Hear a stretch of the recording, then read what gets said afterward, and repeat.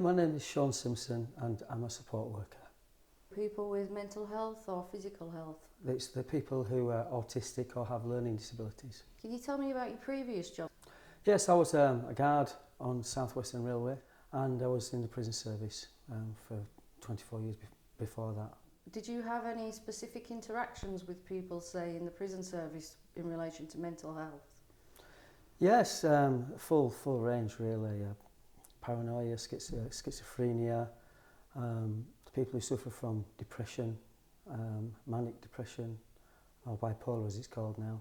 And people who just generally were damaged, by occurrences in their life, by their upbringing or being in care and things like that. As a prison officer, you come across a lot of mentally ill people, and I think that one of the first things that you have to do is to identify them, and you are, as far as possible, going to treat them a little bit differently. So where they get located, obviously you have to identify them early. So where they get located, they might spend their time in the prison, in the hospital wing, where the people there are much more aware of mental illness, and where they can be monitored, and get the proper care while they're in prison. Do you feel that had an impact on your mental health at all? Yeah, I'd say it did. Because of the environment you worked in, you didn't tend to talk about it, whether you was male or female, because of course the females working in a male prison, you didn't tend to talk about it very much. But mostly I can remember feeling anxious. That was the more overpowering feeling on a day-to-day basis. And I would say at times I was possibly depressed, because I felt trapped in the job really. When it was at its worst, I felt trapped. I think that they were my sort of overriding sort of emotions: anxiety and maybe a lack of hopes or depression maybe. Did your employer offer you anything to help with that? I mean, I didn't tell them, like most people, I didn't talk about it. It would have been helpful, I think, to do that, but like a lot of people, I didn't talk to anybody, and I didn't really realise the anxiety that I felt until I'd been left from the prison service for about 6 months. I just happened to mention to my wife, that I didn't feel anxious. So that was when I first realised just how anxious I'd been feeling, because it had just gone, the feeling had just gone. So it took a while to get over. So after that, you became a train guard. Yeah. And did you find that you had transferable skills in so much as dealing with people with, mental health, stress? Yeah. I think the main thing is, is watching people, isn't it? Being a people watcher, being able to see people who are acting maybe just a little bit different, when it comes to things like some of my colleagues had put reports in about suspicious people at the side of the track and stuff like that, so there might be people who are at risk of suicide.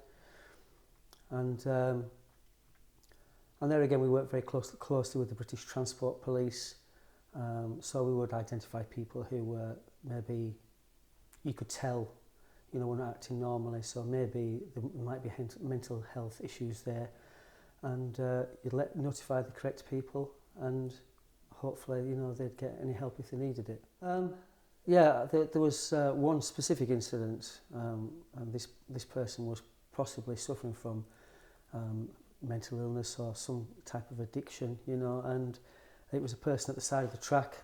We stopped our train because they were trespassing.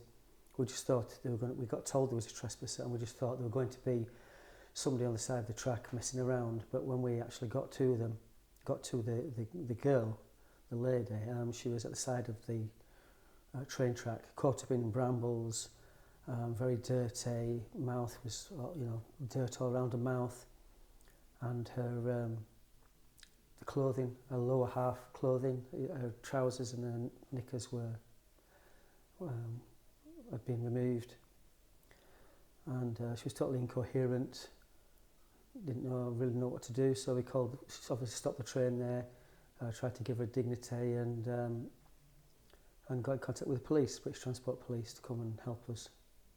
And we got onto the train and took her to the next station where the police took her from there. Are you aware now that the rail industry are quite proactive with their mental health support? I've become aware. I've become aware recently that they are becoming, more proactive as far as giving support to these issues.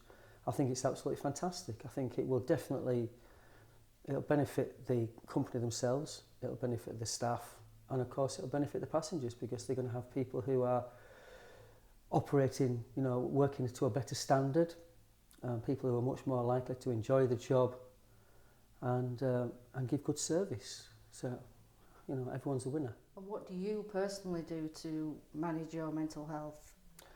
I think that in the past I haven't managed it particularly well. I haven't really spoke about it, and I think probably the first thing that I did to help me mentally was to get dogs. You don't really realise it at the time, but just going out and walking, it's like a walking meditation really. Dogs don't speak, you just walk and you just think. So I think that helped me a lot. I have written in the past, but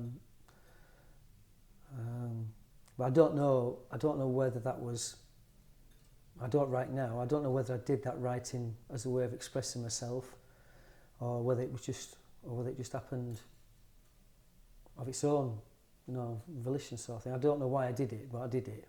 Did you find it cathartic?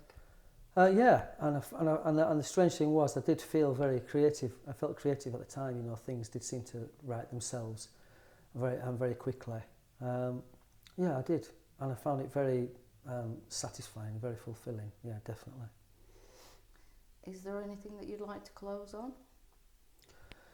No, I mean,